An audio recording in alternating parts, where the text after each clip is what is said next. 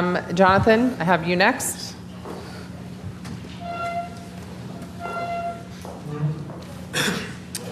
My name is Jonathan Wainscott. Hope everybody's 2019 is going well. Shh, if everyone could just take the conversation out in the hall. Thank you. Can I get my clock set back for a second? Do over. Do over. 2019 should be a better year in Asheville. We can breathe a little bit because we don't have an election happening for the first time.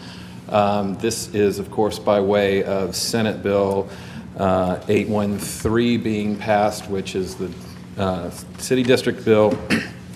And that bill was essentially made to come to fruition by the efforts of Terry Van Dyne, who authored what we'll call the even year amendment, which in addition to the districts shifts our election cycle to the even numbered years. Senator Van Dyne has kind of been singled out as a turncoat and a traitor to Asheville for for taking this on herself to make this happen.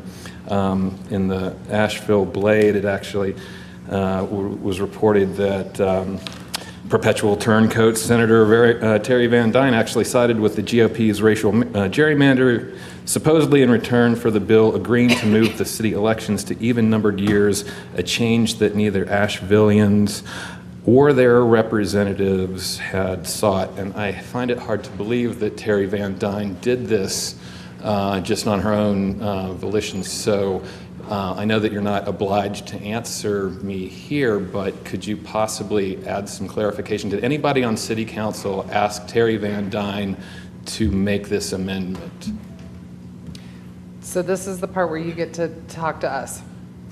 This is the part where okay, so then, since I talked to you in the email and asked you this question, you responded to me and said that you did request this of Senator Terry Van Dyne and that you did and do support the even-yeared amendment and that it would be helping to improve voter turnout. And I thank you for that because I'm in favor of the even-yeared cycle. That was part of what I ran on in my epic last place finish in 2013.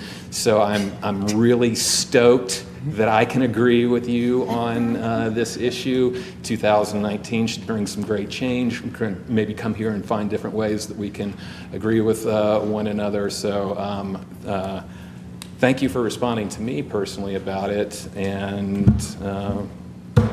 great. Hope 2019 continues to improve. Appreciate it. I did support, and I do support, the move to an even year election, and I'll tell you why. I had many conversations with Senator Edwards about the district bill, many, and folks on council did as well. And we urged him not to do this. We went down to the legislature and spoke to them. We met with him here and spoke to him. And what I said to him is, if you are going to do this, which I don't think you should, meaning don't do the districts. If you do, I asked him to move the elections to an even year because, in my opinion, it would help with voter turnout because we have the lowest turnout, I believe, in municipal years, frankly, because it's the only thing on the ballot and there's no other thing to vote on. And Senator Terry Van Dyne was,